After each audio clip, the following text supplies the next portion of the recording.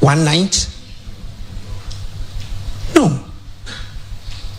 Because I've seen that the nature of the disagreement goes beyond the house to the powers outside the house. And so we needed to engage many more people to be able to resolve the disagreement. So you need more time. And since I couldn't estimate the time, I decided that it should be what? Indefinite. After we resolved that, then Parliament could be recalled. If people were mindful that there's some agency for us to resolve it, they would have come together faster for us to talk, negotiate things, resolve it, and come back. But I tell you, apart from some senior citizens, patrons of the country, who actually got in touch with me, the leadership of the NPP members have not gotten in touch with me. They haven't. My good friend Oseche Mensah Bonsu spoke to me because he wasn't even around when this thing happened. And we discussed this and I threw more light on it. And he said, oh, he didn't know before granting interviews. He said those things, but now he can also say I should bring my official report, you know. So, to the best of my knowledge, I don't know of the resolution of the disagreement. And so I don't know what will happen tomorrow. But I'll be available. For member for the Metif winning our Quaba, Ediaba, a 2K News and Blossom, Medal BBS is our brand new post video in say, Munya Brenham Jebrenam Timiba, Ebeshe, Emma Bibiansu, Etimi Ecoso Kama, Nebusian Misaka, a latest news and update beer. Medababa Sum Ubibiara, a 2K News and Bloss Channel Wilson, Messrs Wadaruma, Ubunian de Quanse Beconia Quaco, Tie and Senaco video in the Atwaso, now Ansano. Messrs said, the Empeso Yamams Ubunian de Quas, now subscribe to their mam. Serebea, next time Biano. Bit me drop a video no amounts when you be a Serebeya, Ubenya video 10 times into Wadaruma. Now the bell no, I don't man at all Serebea and posting video on Sabeka video 10 times. Now me says Ross Wadaruma.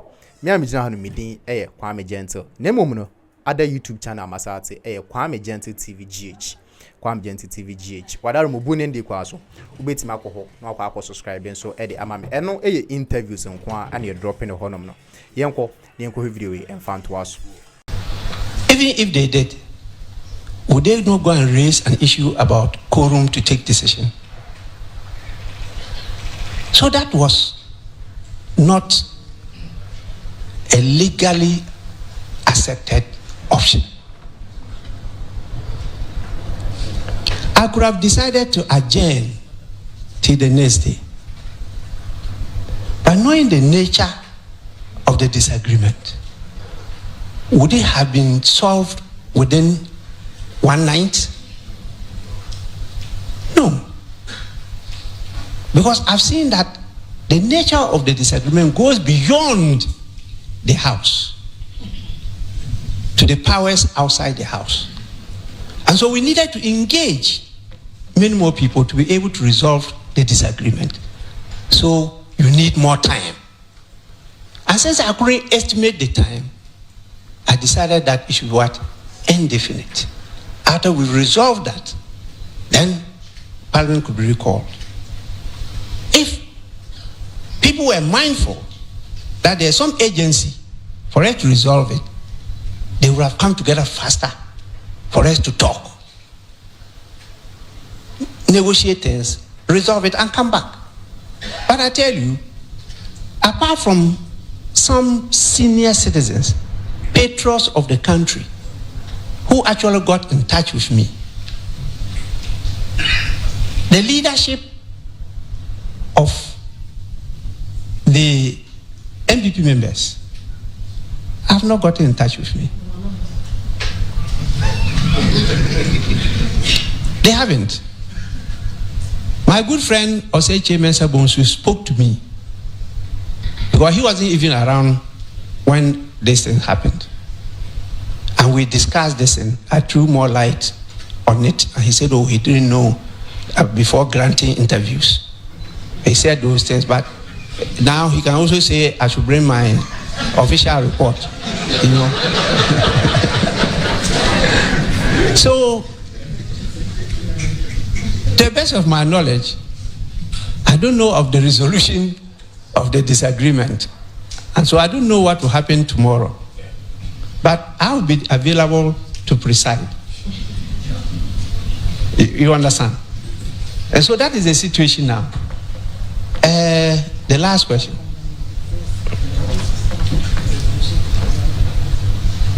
Proposal.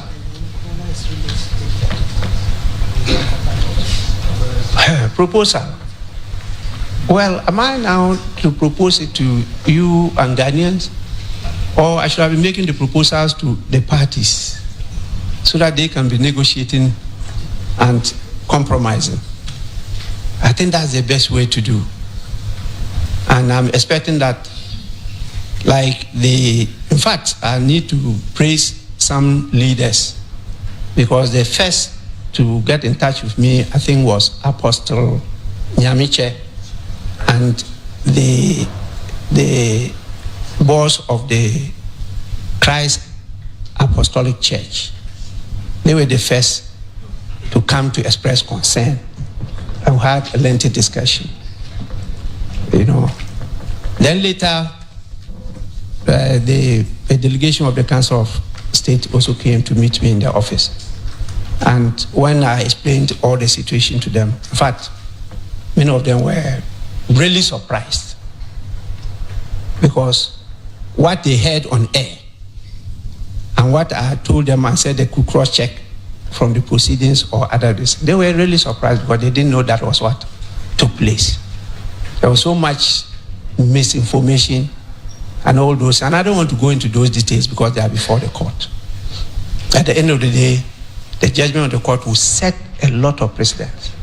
But don't forget, the law is that the Supreme Court can always differ from its earlier decision. That is a danger. So for a purpose, I can give a judgment and ruling to favor the situation. Tomorrow, I say, no. No, I disagree with that. And that is permitted by law. So when you tell me that, it means that the Supreme Court is supreme. And so when it orders, I must obey. When I know the same Supreme Court can disorder, you have to raise a question back. I'm a lawyer by profession.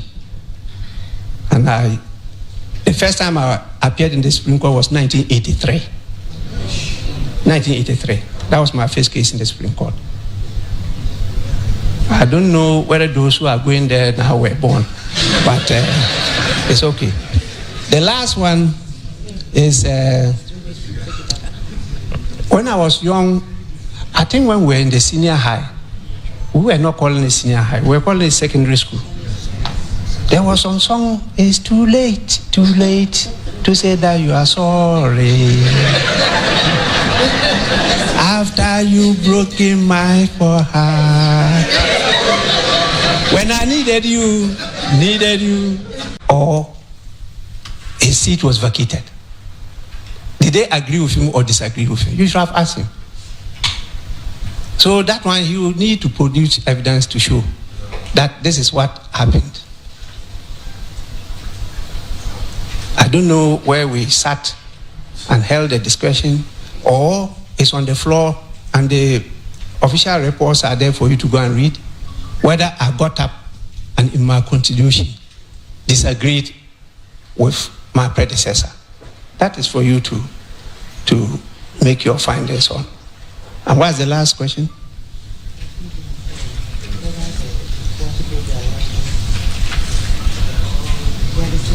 I answered all. Yes. That's it. Thank you very much, Right Honorable Speaker. We'll take 2 more tranches and then we'll be done. We're doing well so far. The Director of Media Relations is still going around with the microphones. Thank you very much, Honorable Speaker. You said the President and the Judiciary have sinned against my name is Oyene Ampons. I work with Adom FM and Adom TV. Now you said the President and the Judiciary have sinned against the Constitution. Would you tell us more on that? What would you say that will be the things or the acts they have done that will constitute, in your opinion, sin against the Constitution?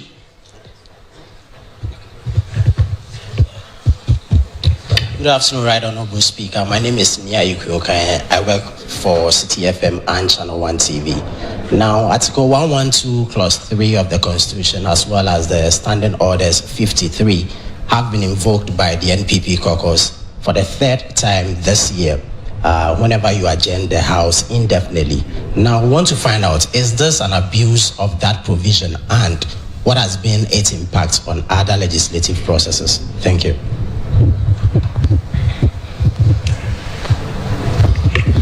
My name is Emmanuel Akoli of Peace FM. Speaker, a number of people have described this 8th Parliament as very chaotic, based on events that which happened when this Parliament came into being and what is happening currently. Mr. Speaker, how do you see this Parliament? Are you proud of the 8th Parliament? Thank you. Good afternoon, Mr. Speaker. My name is Kwabena Efre Martin. I report for Original TV and Original FM. Mr. Speaker, I would like to know what influenced your decision of adjourning Parliament sine die the last time we had our sittings, and what will be your decision if the same situation which happened the last sittings continue tomorrow?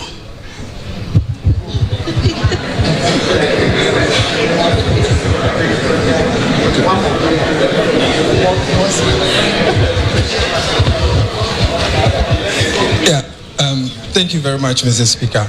My name is Clement Akolo. I report for Parliamentary News 360. I also double as the Communication Officer for Parliamentary Network Africa. Mr. Speaker, you mentioned that both the President and the Judiciary have sinned. And when you look at Article 122 of the Constitution, it talks about contempt of Parliament. So if they have sinned, do they fall foul of the contempt of Parliament, and what are you going to do about it? Thank you very much. Thank you very much, Ben. I think that's the 5th question for this tranche. I get the feeling that this could be the last one. Am I right, colleagues? Mr. Speaker, with your kind permission, if you may answer the 5 questions that have been referred to.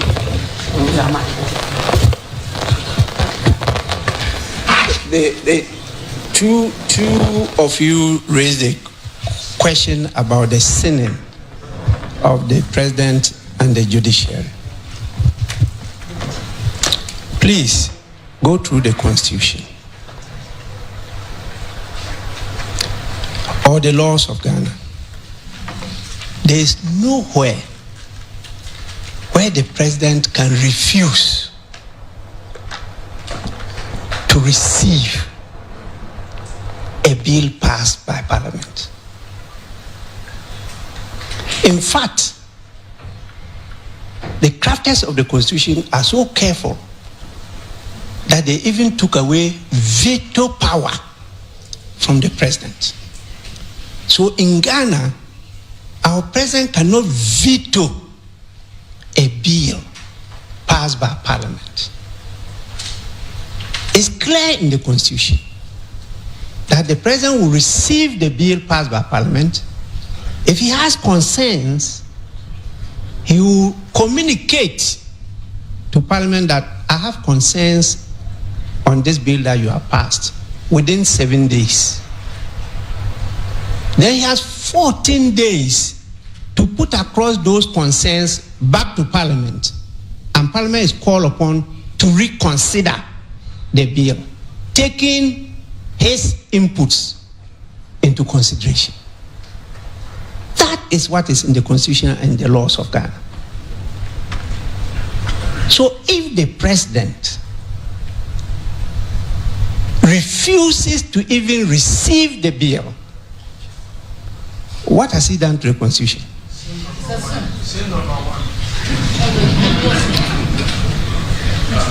You understand?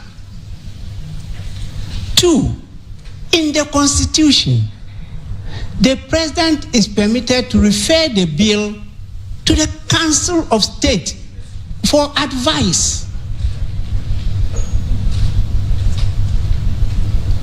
He didn't even do that. So the term I even used is very mild. In the case of the judiciary, a bill is a bill. It's not law. It's just a bill. This is a draft that is being discussed. The judiciary is going to do what? Be part of the law-making process. Tell us what to do in the bill. It's only when it's passed and assented to by the president, then it becomes law, that the judiciary can come in to interpret and enforce. There's nothing like that. And this is something that immediately, with supersonic speed, it should have been jettisoned, not entertained at all by the court. Now what it means is that anytime any bill is before us, and we are working on it at this stage, anybody can just take it to the court. And that will mean that Parliament will have to stop and wait until the final determination of what? What are they to determine? Please. We are doing this for Ghana, and not for only today's generation, for generations yet unborn. We are building a durable, sustainable governance structure that gives certainty to everybody that is the rule of law that prevails, not of man, or the rule by law. The two are not the same. When you rule by law, people are not certain of the law. And so even investors run away. And as a leader for so many years, from 2001, I've been a leader.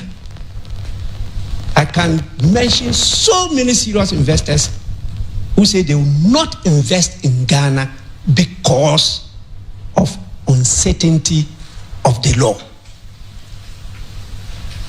Attempts to invest here, you definitely have branches of the law, and then the courts and the system cannot tell you what the law is,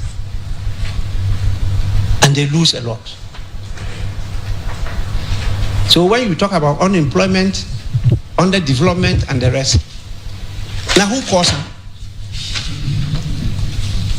Leadership, I believe strongly, is cause. Everything else is effect. Even though followers matter. Followers matter. And that is where, in fact, we applauded the efforts of the president when in his inaugural speech, he talked about us being citizens and not what? Spectators. Today, Ghanaians are now more spectators than citizens. I think you have to wake up and become the citizens that he called us to be. That is where I'm moving towards. I don't have any ill will or malice, no. I don't have any ambition. If there's Honorable Bagbin or whatever people don't want, please, that one I can assure you, I'll go and relax. And my holy village is always there to welcome me. I don't have any problem at all. But once I sit here, I take the decisions and I'm responsible. Nobody else but me. That's why I started with my oath. I swore the oath. And at the end of the day, when I'm to account for my life to my Creator, nobody is to do that with me. I'll be alone.